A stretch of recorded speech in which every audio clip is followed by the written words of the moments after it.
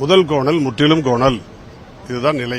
ஒரு திட்டத்திற்கும் 2 கோடி ரூபா, 1 கோடி ரூபா, 50 லட்சம் ரூபா என்று சொல்லப்பட்டிருக்கிறதே தவிர எந்த விதமான வளர்ச்சிக்கான பாதை அதிலே இல்லை.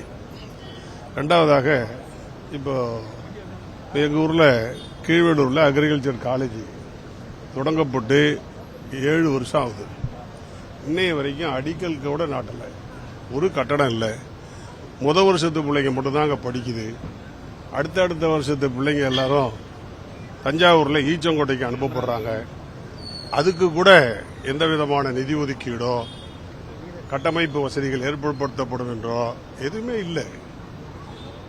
இப்போ பார்த்தீங்கன்னா, கோயம்புத்தூர் வேளாண்கள் பல்கலைக்கழகத்தில் படிக்கிற மாணவ மாணவிகளுக்கு ஹாஸ்டல் வசதிக்காக 10 கோடி ரூபா கொடுக்குறேன்னு சொல்றாங்க. இதுதான் மாணவர்களுக்காக இந்த அரசு இந்த பட்ஜெட்டில் சொல்லியிருக்கக்கூடிய தொகையை மொத்தமே அவ்வளவுதான், எதுவுமே இல்லை.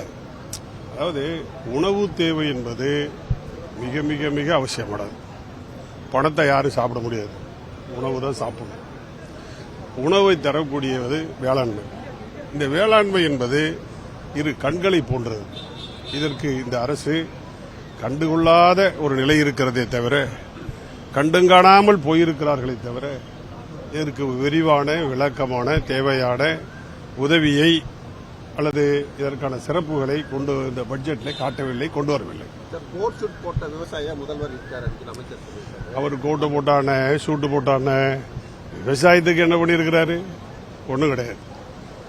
அவர் கோட்டு போட்டுட்டு வரட்டும், இன்னும் வேணாலும் தங்க கிரீடம் கூட வச்சுட்டு வரட்டும், அதை பற்றி பரவாயில்ல. விவசாயிகளின் நிலைமை சொல்றது அசிங்கமா இருக்கு, சங்கடமா இருக்கு. பிச்சை எடுக்கிற சூழலுக்கு விவசாயிகள் தள்ளப்பட்டிருக்கிறார்கள். புதிய திட்டங்களால விவசாயிகள் எந்த வகையிலும் பயன்பட மாட்டாங்கன்னு என்ன இருக்கு புதிய திட்டம்? என்ன இருக்கு புதிய திட்டம் சொல்லுங்க. நெல்லுக்கு ஏதாவது புதிய திட்டங்கள் இருக்கா? ஏதாவது ஆராய்ச்சிகள் செய்ய போறோம்னு சொல்லிருக்காங்களா? புதிய ரகங்கள் கொண்டு வர போறோம்னு இருக்காங்களா? குறைந்த கால விதைகள் கொண்டு வர போறோம்னு சொல்லிருக்காங்களா? வீரிய வித்துக்கள் தரப்போறோம்னு சொல்லிருக்காங்களா? என்ன சொல்லியிருக்காங்க? எதுவுமே கிடையாது, ஒண்ணுமே இல்லை. நெல்லுக்கு மட்டும் இல்லை, கரும்புக்கு இல்லை, மஞ்சளுக்கு இல்லை, வெங்காயத்துக்கு இல்லை, பருத்திக்கு இல்லை, மக்காச்சோளத்துக்கு இல்லை, எதுக்குமே இல்லை, ஒண்ணுமே இல்லை. நேற்றைய பொது பட்ஜெட்டும் சரி, இன்றைய வேளாண்மை பட்ஜெட்டும் சரி, தேர்தல் வாக்குறுதி எதுவுமே இடம்பெறவில்லை. இது எப்படி பாக்குறீங்க?